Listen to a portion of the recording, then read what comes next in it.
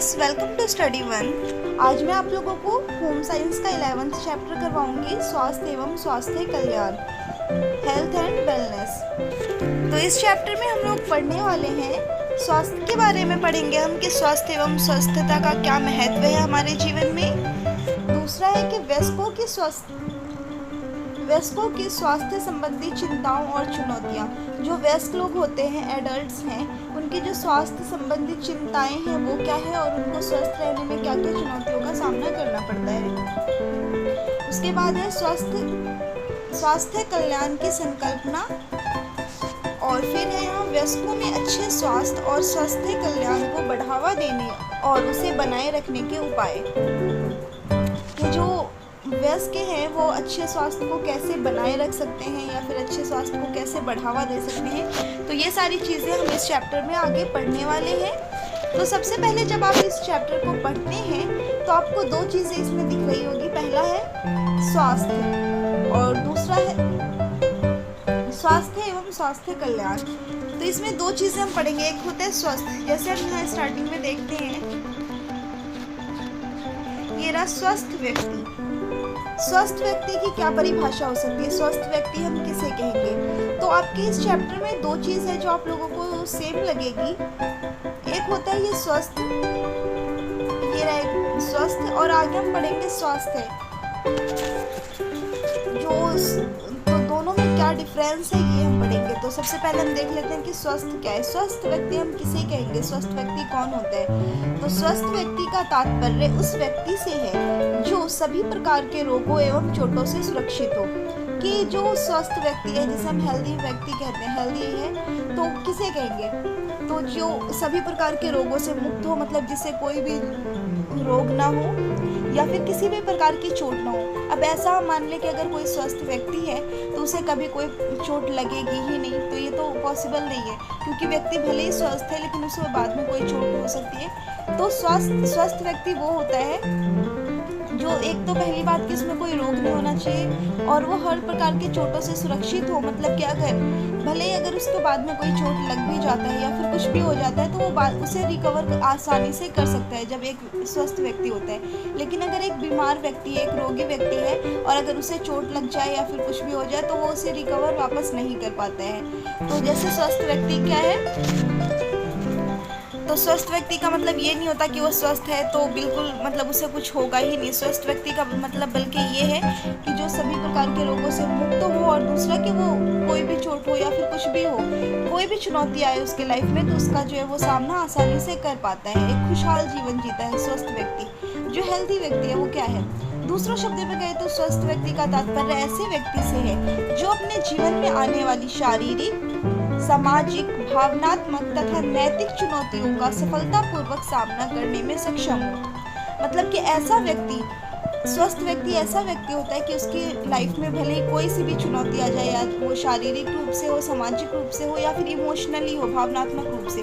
तो अगर स्वस्थ व्यक्ति होता है तो अगर उसे भावनात्मक रूप से भी अगर कोई चोट पहुंचती है या फिर कुछ होता है तो उसे वो आसानी से रिकवर कर लेता है। सक्षम हो, सही समय पर सही निर्णय लेते हुए वह खुशहाल जीवन जीने की क्षमता रखता हो। एक स्वस्थ व्यक्ति जो है वो हमेशा खुशहाल जीवन जीता है। क्यों? क्योंकि वो हर तरह की चुनौतियों का सामना करने के लिए तैयार होता है।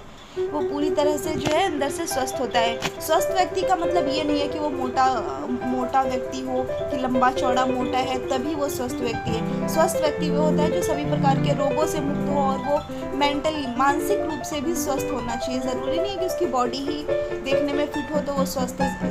अब सब लोगों को, कई लोग जो है वो आनुवांशिक रूप से भी उनकी हाइट कम होती है या फिर वो ज़्यादा हेल्दी नहीं होते, ज़्यादा मोटे नहीं होते, मतलब मोटे नहीं होते, पतले भी होते हैं। तो हम पतले रहकर भी फिट रह सकते हैं। ऐसा नहीं है कि जो मोटे लोग हैं वही स्वस्थ है, ऐसा कुछ नहीं होता। तो स्वस्थ व्यक्ति वो है जो हर तरह से, जो रोगों से मुक्त हो, जो खुशहाल जीवन जीता हो, वो स्वस्थ व्यक्ति है। मोटा होना कोई स्वस्थ होने की निशानी नहीं है। तो अब हम यहाँ देख लेते हैं कि स्वस्थ होने के गुण जो है, स्वस्थ व्यक्ति के गुण क्या क्या हो सकते हैं।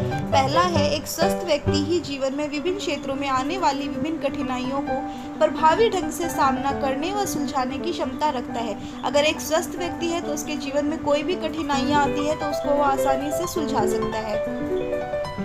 दूसरा है स्वस्थ व्यक्ति अपने शारीरिक तथा मानसिक सुयोग्यता को बढ़ाने एवं रखने के लिए प्रतिदिन व्यायाम करते हैं। दूसरा क्या है कि जो स्वस्थ व्यक्ति है वो क्या है, वो डेली एक्सरसाइज करते हैं, और डेली एक्सरसाइज से क्या होता है, हम मानसिक रूप से भी स्वस्थ रहते हैं और शारीरिक रूप से भी स्वस्थ रहते हैं। व्यायाम जो है वो हमें मानसिक रूप से भी स्वस्थ रखता है। उचित आहार लेते हैं एवं आध्यात्मिक चिंतन के द्वारा शारीरिक एवं मानसिक सुदृढ़ता उत्पन्न करते हैं। उन्हें संक्रमण चोटों अवसादों से सुरक्षा प्रदान करता है। अगर हम हेल्दी होते हैं, हम अगर शारीरिक रूप से स्वस्थ होते हैं, तो क्या होता है, अगर कोई रोग हो जाता है या फिर कोई चोट भी लगती है तो उसे हम आसानी से जल्दी ही रिकवर कर पाते हैं। फिर थर्ड पॉइंट है, स्वस्थ व्यक्ति न केवल स्वयं एवं परिवार के लिए बेहतर गुणवत्ता का जीवन चुनते हैं, बल्कि समाज एवं समुदाय की जीवन गुणवत्ता बढ़ाने में भी विशेष रूप से सहायक होते हैं। अब बोलेंगे कि जो स्वस्थ व्यक्ति है वो अपना तो उसके लिए फायदेमंद तो है कि वो स्वस्थ है तो वो सब कुछ कर सकता है, अपना खुशहाल जीवन जी सकता है, लेकिन वो समाज को या फिर समुदाय को कैसे खुश रख सकता है। तो जब एक इंसान अगर एक तो वो बॉडी से तो सुरक्षित है ही, और अगर वो मानसिक रूप से स्वस्थ होता है कोई भी इंसान तो वो खुशहाल रहता है। अगर कोई समाज में कोई इंसान चिड़चिड़ा रहता है तो वैसे ही वो समाज के लोगों से, बाकी लोगों से, अपने पड़ोसियों से सही से बात नहीं करता। तो अगर एक इंसान खुद खुश है, वो अगर एक स्वस्थ जीवन बिता रहा है, तो उसके आस पड़ोस के लोग, अपने समाज, समुदाय, सबको वो जो है सबको खुश रख सकता है, और सबके साथ जो है उसके अच्छे संबंध हो सकते हैं, बाकी लोगों के साथ, अपने समाज के साथ। इसके बाद हम पढ़ेंगे, दूसरा है BMI बॉडी मास इंडेक्स। तो ये बॉडी मास इंडेक्स जो है ये क्या है, तो बॉडी मास इंडेक्स शरीर द्रव्यमान सूचकांक जो है ये एक्चुअली ये हमें शरीर के भार को बताता है। कि जैसे बॉडी मास इंडेक्स ये बताता है कि हमारा जो शरीर का भार है, हमारा जो शरीर का वेट है, वो हमारे हाइट के अकॉर्डिंग सही है या नहीं है। अब ये इसलिए होता है कि, और ये सब लोगों का जो है अलग अलग होता है। जैसे कि अगर कोई भी है तो कई लोग होते हैं वो आनुवांशिक रूप से उनकी हाइट कम होती है, कई लोगों की हाइट ज़्यादा होती है। तो अब कई लोग मोटे होते हैं तो उन्हें मोटे होना भी, थोड़े हेल्दी होते हैं थोड़े मोटे, तो वो भी होना उन्हें ज़रूरी है, क्योंकि अगर उनकी हाइट ज़्यादा है और वो पतले रहेंगे तो फिर वो बेकार लगते हैं और उनका जो है वो स्वास्थ्य जो है वो सही नहीं रहता। दूसरा जो है मतलब वो, और दूसरा जो हो जाता है कि जो जैसे छोटे लोग हैं, तो कई बार छोटे लोग भी होते हैं वो ज़्यादा मोटे हो गए, छोटे लोग होते हैं वो ज़्यादा मोटे नहीं भी होते तो थोड़े मोटे दिखते हैं क्योंकि उनकी हाइट कम होने की वजह से। तो बॉडी मास इंडेक्स जो है हमें ये बताता है कि हमारा जो शरीर का भार है, हमारा वेट जो है वो हमारी हाइट के अकॉर्डिंग सही है या नहीं है, ये बताता है। तो इसको BMI हम कैसे निकालते हैं, तो ये हमारे शरीर के भार से हमारी हाइट का निकाला जाता है। तो सबसे पहले शरीर का भार, जैसे वेट होगा किसी का भी तो वेट के अकॉर्डिंग निकाला जाता है। जैसे किसी का वेट है कि वो 60 किलो का है, तो बॉडी मास इंडेक्स का जो है ये फॉर्मूला होता है। BMI अगर निकालना हो तो ऊपर में शरीर का भार निकालेंगे, अगर कोई इंसान 60 किलो का है। उसके बाद क्या हो जाएगा, अपॉन में हमें क्या लिखना है, ऊंचाई इंटू ऊंचाई, मतलब इसकी हाइट जो है फिर व्यक्ति की, और वो भी हाइट जो है वो मीटर में लिखनी है। जैसे अगर उसकी हाइट जो है वो 1.75 मीटर है तो 1.75 मीटर इंटू 1.75, और इसे सॉल्व करके जो आएगा वो हमारा BMI हो जाएगा। तो ऐसे निकालते हैं। BMI निकालने का ये रूल होता है कि शरीर का भार और बट्टे में ऊंचाई गुने ऊंचाई, और ऊंचाई जो है हाइट हमें मीटर में लिखनी होती है। उसके बाद जो हमारा BMI आता है वो हमें बताता है कि वो हमारे शरीर के भार के अकॉर्डिंग सही है या नहीं। तो हम BMI जांच कैसे करेंगे कि BMI कितना आया है हमारा, तो शरीर का भार कैसा है। तो उसके लिए यहाँ देखिए आपका एक यहाँ ये दिया हुआ है, इससे आप मैच कर सकते हैं कि अगर आपका BMI जब आप यहाँ निकाल लेते हैं, आप अपना BMI यहाँ जब निकाल लेते हैं तो जब BMI निकल जाएगा तो हम यहाँ चेक कर सकते हैं कि अगर 18.50 तक अगर हमारा BMI आता है तो वो क्या है, हमारा अल्प भार है, मतलब कि हमें वेट और बढ़ाने की ज़रूरत है, हमारी हाइट के अकॉर्डिंग जो है हमारा वेट कम है। और अगर तो ये क्या है कि ये महिला और पुरुष दोनों के लिए होता है, ये सबके लिए ही है, लेडीज़ और जेंट्स दोनों के लिए है। तो सबका क्योंकि सेम होता है, हाइट के अकॉर्डिंग सबका वेट जो है वो सेम होना चाहिए, सेम होता है निकालने का रूल। तो BMI BMI आप निकाल के यहाँ से आप चेक कर सकते हैं। अधिकतम दुबलापन, ये तो हो गया अल्प भार के, आप जो है वो अल्प भार है, आपका जो वेट है कम है। और अगर 16 के नीचे आता है, 16 तक आता है या फिर 16 से, तो क्या है, ये आपका अत्यधिक दुबलापन है, मतलब ये आपका वेट कम नहीं, बहुत ज़्यादा ही कम है। और अगर फिर देखते हैं BMI जो है वो 16 से लेकर 16.99 तक आता है, तो औसत दुबलापन है, मतलब आप पतले हैं, नॉर्मली एवरेज में है। और ऐसे ही अगर 17 से लेके 18.49 तक में आता है आपका, इन दोनों के बीच में से कोई आता है BMI, तो आप हल्का, आप में जो है वो हल्का दुबलापन में है आप, तो आपको अभी भी थोड़ा सा वेट बढ़ाने की ज़रूरत है। और जो 18.50 से लेकर 24.99 है, ये एवरेज है, ये जो है नॉर्मल है। तो इतना अगर आपका आता है तो इसका मतलब आपका सही है। और अगर इससे कम वाला आता है कोई सा भी, तो आपको वेट बढ़ाने की ज़रूरत है। और अगर इससे ज़्यादा वाला कोई सा भी आपका आता है BMI, तो वेट आपको कम करने की ज़रूरत है। तो ये BMI का जो है इंडेक्स बना हुआ है, तो इससे आप देखकर पता लगा सकते हैं कि आपका BMI क्या है, आपको वेट बढ़ाने की ज़रूरत है या फिर वेट घटाने की ज़रूरत है। ये इंडेक्स देखकर आप यहाँ से पता लगा सकते हैं कि आप मोटे हैं, पतले हैं, या फिर ज़्यादा ही पतले हैं, या फिर आपका जो है हाइट के अकॉर्डिंग वेट जो है वो नॉर्मल है। यहाँ देखिए, भार वर्ग महिला, भार वर्ग पुरुष, क्योंकि महिलाओं के अकॉर्डिंग जो है वो पुरुषों का भार थोड़ा सा ज़्यादा रहता है।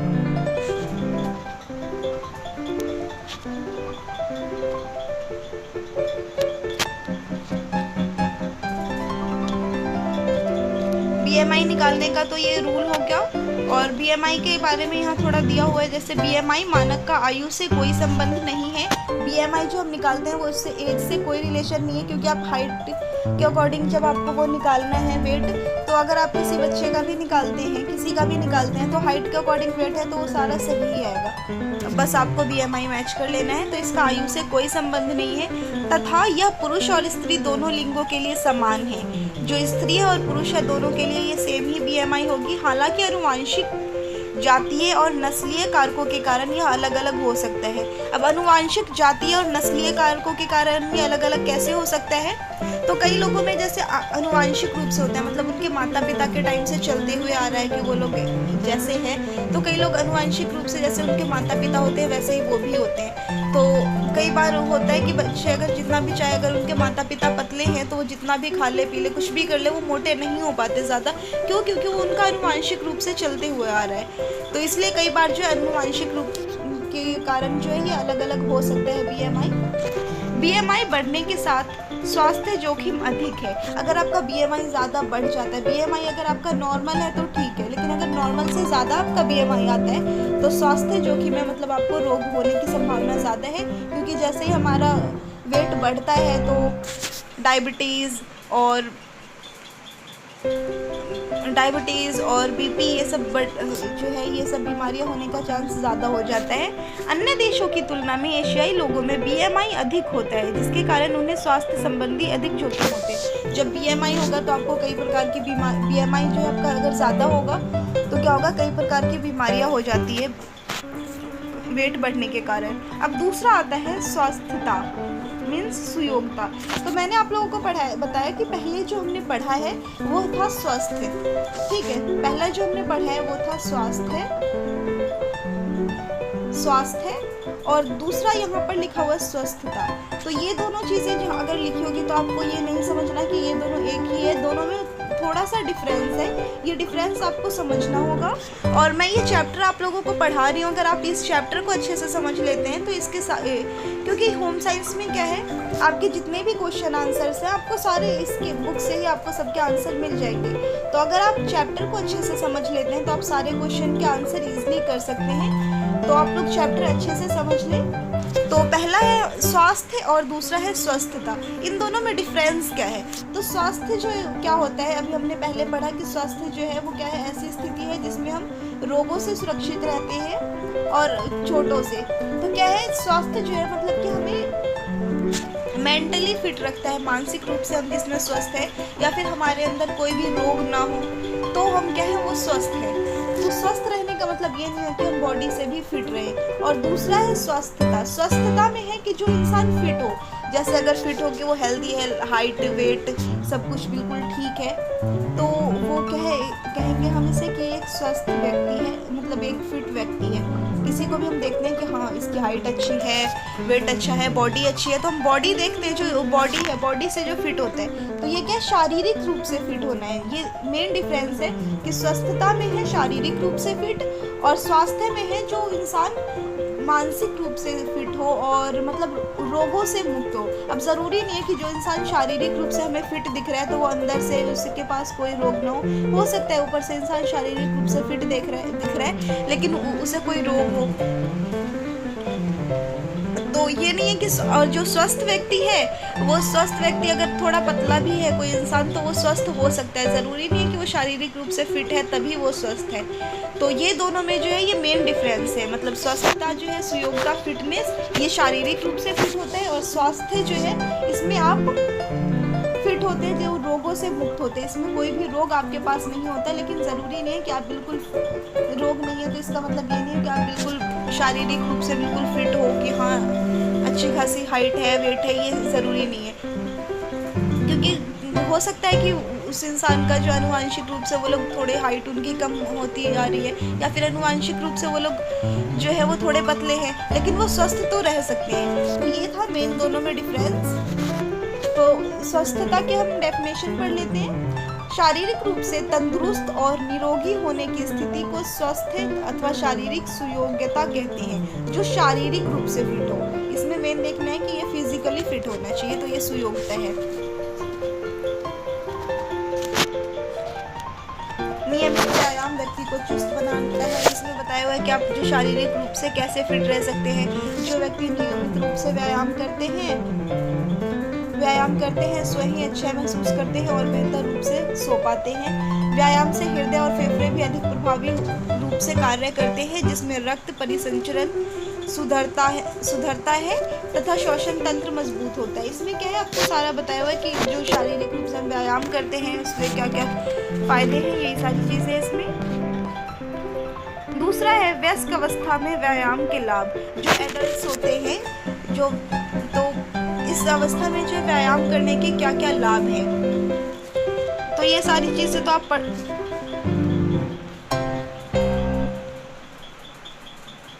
वयस्क अवस्था में व्यायाम के लाभ।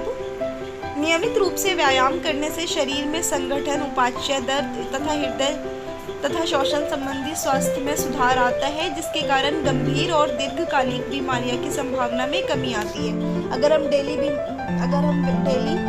व्यायाम करते हैं, एक्सरसाइज करते हैं, तो इससे क्या क्या होता है, यही सारी चीज़ें, और ये आप लोग आसानी से लिख भी सकते हैं। इसे अगर पढ़ लेंगे तो ये काफ़ी इजी है, व्यायाम और बीमारी, कि हम अगर डेली एक्सरसाइज करते हैं तो उसके हमें क्या क्या फ़ायदे हैं। तो ये फ़ायदे तो आप भी खुद से भी बता सकते हैं, इसमें से पढ़ सकते हैं। व्यायामों का वर्गीकरण, यहाँ पर व्यायामों का वर्गीकरण किया गया है कि व्यायाम जो है वो 3 प्रकार के होते हैं। सबसे पहला है सहन शक्ति निर्माण वातापेक्षी व्यायाम। तो सबसे पहला जो है इसमें सहन शक्ति, इसमें क्या है, टहलना, साइकिलिंग, ये सारी चीज़ें जो है ये आता है आपके सहन शक्ति निर्माण वाले में, जिससे हमें करने से क्या होता है, सहन शक्ति हमारी बढ़ती है। इन व्यायामों को करने से निम्न लाभ प्राप्त होते हैं, जैसे शारीरिक सहनशीलता में वृद्धि, वजन कम करने तथा नियंत्रित करने में सहायता, रक्त में शर्करा को नियंत्रण करने में सहायक, अच्छी नींद आती है। ये ऐसी चीज़ें हैं इसमें जितनी भी दी हुई है सहन शक्ति वाले में। इससे आपकी सहन शक्ति कैसे बढ़ती है, जैसे अगर हम साइकिलिंग करते हैं तो हमको लंबे टाइम तक करते हैं, अगर चलाना है तो लंबे टाइम तक हम साइकिलिंग करते हैं। दूसरा हो गया टहलना, अगर हम टहलते भी हैं तो थोड़ी देर तक टहलते हैं, तो इससे क्या होता है, हमारी सहन शक्ति बढ़ती है। या फिर चलना, तैराकी करना, स्विमिंग करना, फुटबॉल खेलना, ये सारी चीज़ें जो थोड़ा हम लॉन्ग टाइम तक करते हैं, इससे हमारी सहन शक्ति बढ़ती है। तो ये फर्स्ट टाइप हो गया हमारा। दूसरा है शक्ति निर्माण, प्रतिरोध व्यायाम। इसमें क्या होता है, ये दूसरा जो है, इससे हमारी स्ट्रेंथ बढ़ती है, मतलब हमारी पावर बढ़ती है, ताकत, जैसे कि ज़्यादा वेट उठाना, भारोत्तोलन, दंड बैठक, प्रोत्थान तथा जिम, जैसे जिम हम करते हैं तो इसमें क्या होती है, हमारी मांसपेशियां जो है इस पर ज़्यादा लोड पड़ता है, ज़्यादा वेट होता है, तो इससे क्या होता है, हमारी शक्ति का निर्माण होता है। तो दूसरा हो गया शक्ति निर्माण के लिए, और पहला था हमारा सहन शक्ति बढ़ाने के लिए जो लंबे टाइम तक करते हैं। दूसरा है कि जो हम ज़्यादा वेट उठाते हैं या उस टाइप का जो एक्सरसाइज करते हैं, इससे क्या होता है, शरीर जो है वो गठीला बनता है, आसन सुधरते हैं, पेशियों की ताकत बढ़ती है और हड्डियों के भार को बढ़ाते हैं। इससे असल में जो है वो ताकत बढ़ाने के लिए की जाती है दूसरे प्रकार का व्यायाम। तीसरा है संतुलन बढ़ाने के लिए लचक वाले व्यायाम, ये जो इसमें ये फ्लेक्सिबिलिटी बढ़ाने के लिए एक्सरसाइज होते हैं। इस प्रकार के व्यायामों में योग और सीढ़ी चढ़ना शामिल होता है, जिनमें शरीर के अंगों को ताना ढीला छोड़ा जाता है और झुकाया जाता है। इन व्यायामों को करने से निम्न लाभ प्राप्त होते हैं। और ये जो आपका थर्ड टाइप का है, ये कौन सा है, ये योग वाला है। ये इस टाइप का है जिससे हमारे बॉडी में फ्लेक्सिबिलिटी बढ़ती है, जिससे हमारा बॉडी जो है वो क्या है, फ्लेक्सिबल बनता है, हम तंदुरुस्त रहते हैं। क्योंकि अगर हमारी बॉडी फ्लेक्सिबल है तो हम कोई भी काम आसानी से कर पाते हैं। तो ये थर्ड वाला जो ये योग वाला है, पहला सहन शक्ति, दूसरा पावर बढ़ाने के लिए, और तीसरा जो है ये योग वाला है। इसमें पेशियों और जोड़ों को अधिक से अधिक कोण तथा घुमाने के में योग्य बनाते हैं। जैसे हम एक्सरसाइज करते हैं, योगा करते हैं, तो अपनी बॉडी को क्या है अलग अलग तरीके से घुमाते हैं, तो उससे क्या होता है हमारे। उसके बाद आ जाता है व्यायाम मानसिक स्वास्थ्य और स्वास्थ्य कल्याण।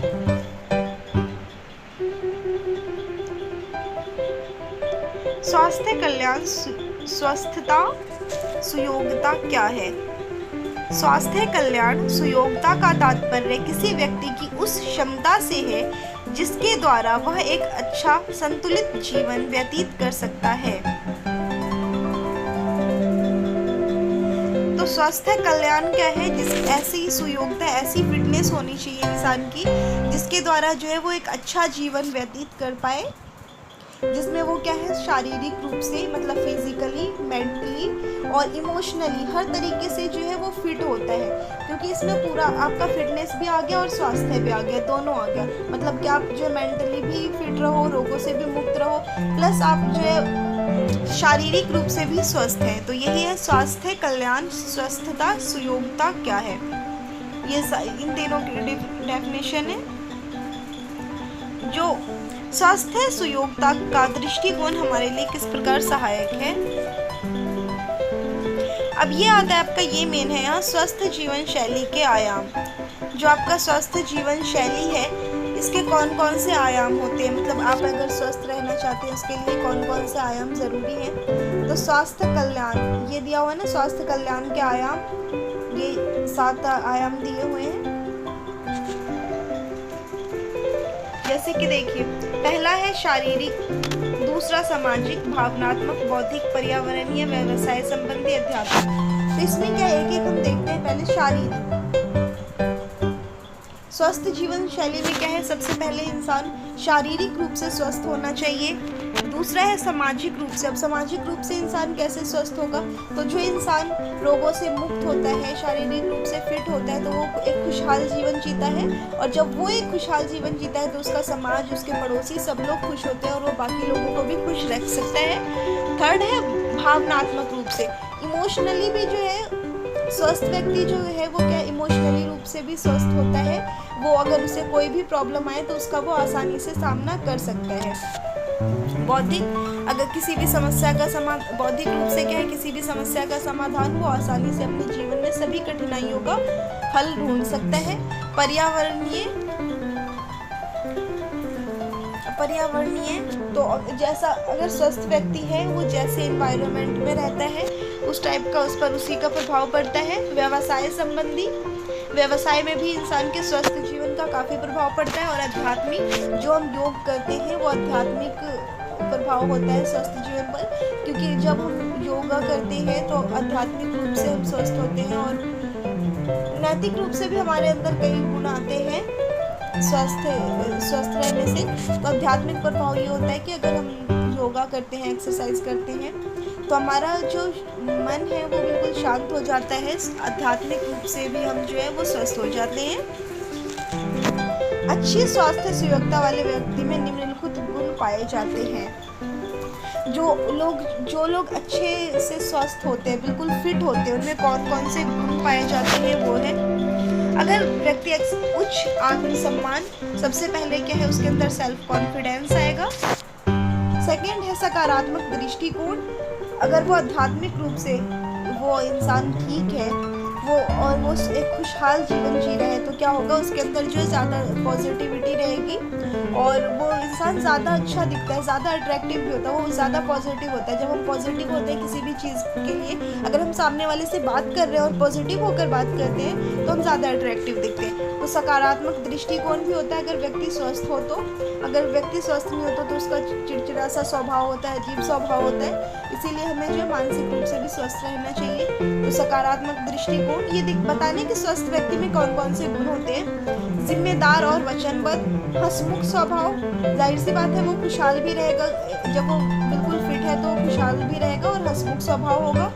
दूसरे के प्रति चिंता का भाव, पर्यावरण के प्रति सम्मान, शारीरिक एवं मानसिक रूप से स्वस्थ जीवन शैली का अनुसरण करते हैं। नशीले पदार्थों का सेवन नहीं करते, क्योंकि अगर हम नशीले पदार्थों का सेवन करेंगे तो पहले हमारी फिटनेस खराब हो जाएगी, और जो फिट व्यक्ति है वो नशीले पदार्थों का सेवन नहीं करते। जीवन की चुनौतियों का सामना करने की क्षमता, जो फिट व्यक्ति है वो अपने जीवन में आने वाली सभी चुनौतियों का सामना आसानी से कर सकते हैं। स्वास्थ्य सुयोग्यता के आयाम, जो अभी मैंने पीछे डायग्राम में दिखाया था वही सारी चीज़ें। स्वास्थ्य एवं सुयोग्यता के आयाम, सामाजिक रूप से शारीरिक स्वस्थता, बौद्धिक स्वस्थता, व्यावसायिक स्वस्थता, भावनात्मक स्वस्थता, आध्यात्मिक स्वस्थता, जो हमने पढ़ा है ये सारी वही चीज़ें हैं। आर्थिक स्वस्थता, हाँ इसमें एक और है यहाँ आर्थिक स्वस्थता, जो लोग स्वस्थ रूप से रहते हैं। आर्थिक सुयोग्यता का अभिप्राय है व्यक्ति द्वारा न केवल धन अर्जित करने की क्षमता से है, बल्कि नीतिपूर्वक अर्जित किए हुए धन का विवेकपूर्ण व्यय एवं बचत करने की प्रवृत्ति से भी है। ऋण मुक्त व्यक्ति ही तनाव मुक्त जीवन जीने में सक्षम है। एक चीज़ ये भी है कि पैसा तो हर कोई कमा सकता है, लेकिन पैसे जो हम कमाते हैं उसको सही जगह पर इन्वेस्ट करना, उसका यूज़ सही से करना, ये भी जो है ये सबके अंदर नहीं होता। तो आर्थिक स्वच्छता का मतलब क्या है कि आप जो इकोनॉमिकल जो है उसमें भी आप वेल रहे बिल्कुल, कि अगर आप जो पैसे कमा रहे हैं, अब ज़रूरी नहीं है कि हम बहुत ज़्यादा पैसे कमा रहे हैं, हमारे पास बहुत ज़्यादा पैसे हैं तभी हम खुश रहेंगे। जितने पैसे हैं हमारे पास, नॉर्मली जितने होने चाहिए अगर हैं हमारे पास, तो उसे भी हम आराम से खुश रह सकते हैं। उसमें उसका अरेंज कैसे करना है, हमें हमारे पास जो धन एक्स्ट्रा बच जा रहा है हमारे खर्च के बाद उसे इन्वेस्ट कहाँ करना है, और ये सारी चीज़ें करने के बाद जब हम एक सुखी जीवन जीते हैं तो पैसे को, जो धन को खर्च करके जो हमें मेंटली रूप से जो हमें एक सुख प्रदान होता है कि हाँ हमने जो अपना जो हम इन्वेस्ट कर रहे हैं, हम जो पैसे कमा रहे हैं उसका हम सही यूज़ कर पा रहे हैं, तो ये जो है आपकी आर्थिक स्वस्थता का कारण बनता है। और अगर कोई ज़्यादा ही ऋण में होता है, लोन वॉन ले रखा है, तो वो क्या है, सबसे पहले तो उसके लिए अगर उसने लोन ले लिया तो वही एक जो तनाव का कारण बन जाएगा, और अगर तनाव का कारण बन जाएगा तो व्यक्ति स्वस्थ रह नहीं सकता। अब लास्ट टॉपिक है हमारा दबाव और दबाव से जूझना। तो सबसे पहले कि दबाव क्या होता है, तनाव प्रबंध की कुछ युक्तियाँ। तो यहाँ पे तो तनाव प्रबंध की युक्तियाँ दी हो। तो सबसे पहले कि तनाव क्या होता है, जिस दबाव का प्रभाव सकारात्मक होता है उसे अनुकूल दबाव कहते हैं। यहाँ देखिए, जिस दबाव का प्रभाव सकारात्मक होता है उसे अनुकूल दबाव कहते हैं। जिस दबाव का प्रभाव निष्पाद शारीरिक एवं मानसिक स्वास्थ्य के लिए प्रतिकूल होता है उसे प्रतिकूल दबाव कहते हैं। और यही प्रतिकूल दबाव जो है वो क्या होता है, तनाव होता है। क्योंकि दबाव जैसे स्ट्रेस है वो तो सबकी लाइफ में होता है, क्योंकि अगर हम कुछ भी कर रहे हैं तो हमारे ऊपर दबाव आता है, लेकिन जिस दबाव का जो हम पर प्रभाव पड़ रहा है वो हमारे ऊपर जो प्रभाव है वो नकारात्मक प्रभाव पड़ रहा है, तो क्या होता है, वही हमारे लिए स्ट्रेस बन जाता है, तनाव का कारण बन जाता है। क्योंकि हर व्यक्ति जो है अपना अपना जीवन जीने के लिए उन्हें लाइफ में कुछ ना कुछ छोटी मोटी प्रॉब्लम आती रहती है, लेकिन अगर उस प्रॉब्लम का जो है हमारे ऊपर नकारात्मक प्रभाव पड़े, उसकी वजह से हमारे ऊपर ज़्यादा ही नकारात्मक प्रभाव पड़ता है और उससे इंसान बाहर नहीं आ पाता। वो सारी चीज़ें क्या है, वो दबाव का कारण बन जाती है। एक दबाव हो गया अनुकूल दबाव, जिसका हमारे ऊपर सकारात्मक प्रभाव पड़ता है, और अगर नकारात्मक पड़ रहा है तो वो क्या हो गया, प्रतिकूल दबाव मीन्स तनाव का कारण बन जाता है और वही जो है दबाव बनता है। अब जो ये तनाव है, दबाव है, इससे जो जूझ रहा है व्यक्ति, तो उससे बचने के लिए क्या क्या उपाय हैं, हम अपने तनाव से निकलने के लिए क्या क्या कर सकते हैं। तो यही है दबाव प्रबंधन की कुछ युक्तियाँ। तो फर्स्ट आपका यहाँ दिया हुआ है, तनाव उत्पन्न करने वाली स्थितियों एवं उनके समाधान के विषय में अपने मित्रों एवं परिवारजनों से बातचीत करने से अक्सर तनाव को काफी हद तक कम किया जा सकता है। कि तनाव क्या बनता है, अगर हम कुछ सोच रहे हैं, अगर उसे तो वो इट्स इनफ कि हाँ, अगर हम कोई भी काम करते हैं तो वो काम करने से पहले हमें सोचना चाहिए। तो ये क्या है, ये प्रतिकूल प्रभाव है इसका कि ठीक है, अगर हम कोई भी काम करते हैं तो हमें सोच समझ कर करना चाहिए। लेकिन वही चीज़ अगर आप ज़्यादा सोचने लगते हो, उसी को आप हर टाइम सोचते हो, और तो वही चीज़ें जो है वो क्या, वो ज़्यादा बढ़ जाती है और वही दबाव का कारण बन जाती है। तो अगर कोई भी चीज़ है तो अगर आप उस चीज़ को अगर आप अपने मन के अंदर रखे रहते हो तो और ज़्यादा स्ट्रेस का कारण बनती है, आप फिर उसी चीज़ को बार बार सोचते रहते हो। लेकिन अगर उसे ही आप अपने फ्रेंड्स के साथ, अपने फैमिली के साथ शेयर कर देते हैं तो हमारे स्ट्रेस जो है वो काफ़ी हद तक कम हो जाता है। तो फर्स्ट में आपका यही दिया है कि अपने फ्रेंड और अपने परिवारजनों के साथ जो है वो अपने बातों को शेयर करनी चाहिए, जिससे क्या होता है कि हमारा तनाव जो है वो काफ़ी हद तक कम होता है। जिस चीज़ के लिए भी हम ज़्यादा सोच रहे हैं, जिससे हमें लग रहा है कि हमारे लिए तनाव का कारण बन रहा है, उसे हमें शेयर करना चाहिए अपने फ्रेंड और फैमिली के साथ, जिससे भी आपको लगे कि हाँ, इससे बात करने से, क्योंकि आजकल जो है ज़्यादातर जो बच्चे हैं उनमें स्ट्रेस जो है वो बहुत बढ़ रहा है। तो क्या होता है, अगर वो बच्चे अगर अपने वही सारी चीज़ें अपने फ्रेंड के साथ शेयर करते हैं जिन्हें उन्हें लगता है कि हाँ, इससे शेयर हम कर सकते हैं, तो उन्हें मानसिक रूप से जो है वो काफ़ी तनाव मुक्त फील करते हैं। दूसरा है, नियमित रूप से कुछ विशेष प्रकार के योगासनों द्वारा भी तनाव को कम किया जा सकता है। दूसरा पॉइंट है योगासन द्वारा। पहला है दूसरों से शेयर करके, फ्रेंड और फैमिली से। दूसरा है योगासन द्वारा। अगर हम योग करते हैं तो वो हमारे माइंड को शांत करने में काफ़ी मदद करता है, इसीलिए हमें योगासन जो है वो करने चाहिए। इससे हमारा जो है मन है वो शांत रहता है, तो ये तनाव कम करने में काफ़ी हद तक हमारी मदद करता है। तीसरा है, कोई ऐसी अभिरुचि विकसित करें जिसके चलते आप खाली समय में भी व्यस्त रहें। ऐसा करने से अक्सर तनाव उत्पन्न करने वाली परिस्थितियों पर ध्यान नहीं जाता। कई चीज़ें ऐसी होती हैं जिसे आप नहीं भूल पा रहे होते हर बार। तो ये ऐसा क्यों होता है, अगर आप एक बार ध्यान से सोचें तो ये कब होता है, जब हम अगर फ्री बैठे होते हैं, अगर हम बिजी हैं तो हमारा माइंड इधर उधर नहीं जाता। लेकिन अगर हम फ्री रहते हैं तो फिर हमारे माइंड में वही सारी चीज़ें आने लगती है जो चीज़ें हम ज़्यादा सोचते हैं। तो अगर हम अपने आप को बिजी रखें, तो बिजी रखेंगे तो वो सारी चीज़ें हम सोचने का हमारे पास जब टाइम ही नहीं मिलेगा। तो इसीलिए जो हमारी हॉबी है, जो हमें पसंद हो कि हाँ हमें ये करना पसंद है, उस चीज़ में अपने आप को बिजी रखना चाहिए। अपने आप को ज़्यादा से ज़्यादा बिजी रखें, जिससे क्या होगा, आपको तनाव उत्पन्न होने के लिए आपके पास कुछ होगा ही नहीं, क्योंकि जब आप बिजी रहेंगे तो आपको सोचने का टाइम नहीं मिलेगा, और जब आपको सोचने का टाइम ही नहीं मिलेगा फालतू की चीज़ें, तो फिर आपको तनाव होगा ही नहीं। फोर्थ पॉइंट है, अपने पसंद का संगीत सुनने से भी तनाव काफ़ी हद तक कम किया जा सकता है। कई बार होता है कि हमें लगता है कि ज़्यादा टेंशन हो रहा है या हमें स्ट्रेस में है, तो हमें जो पसंद होता है वो सॉन्ग सुन लेते हैं। लेकिन ये जो है सॉन्ग सुनना, ये तनाव को कम तो करता है, लेकिन ये सिर्फ कुछ टाइम के लिए करता है, परमानेंटली कम नहीं करता। तो इसलिए योगासन करना या फिर उस चीज़ को जिससे आप परेशान हो रहे हो उसको किसी और के साथ शेयर करना, उसका सॉल्यूशन निकालना ज़्यादा बेटर होता है। और बाकी ये सॉन्ग सुनना जो है, ये भी हमें तनाव को जो है कुछ टाइम के लिए ही भले लेकिन कम करता है।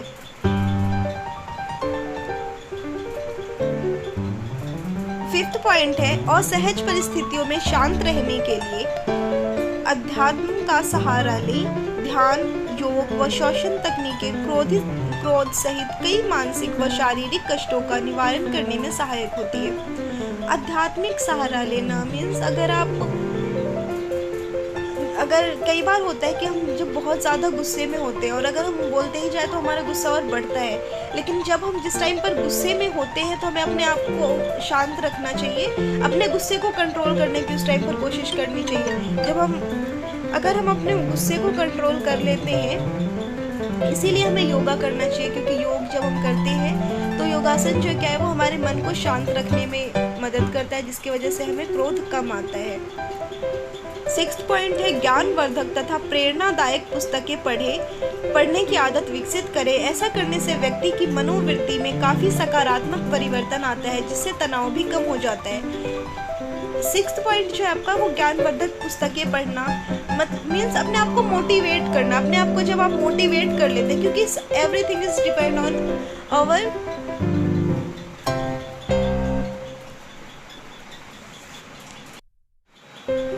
सिक्स्थ पॉइंट है ज्ञानवर्धक तथा प्रेरणादायक पुस्तकें पढ़ने की आदत विकसित करें। ऐसा करने से व्यक्ति की मनोवृत्ति में काफ़ी सकारात्मक परिवर्तन आता है, जिससे तनाव भी कम होता है।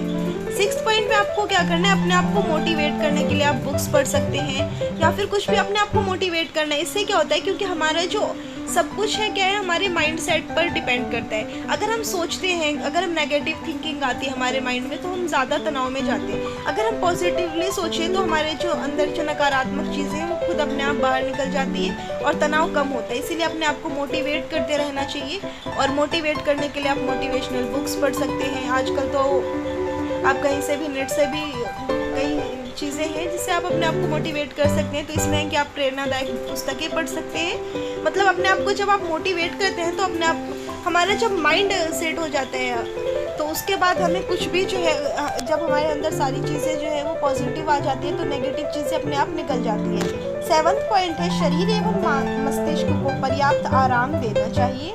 ऐसा करने से भी तनाव को काफ़ी कम किया जा सकता है।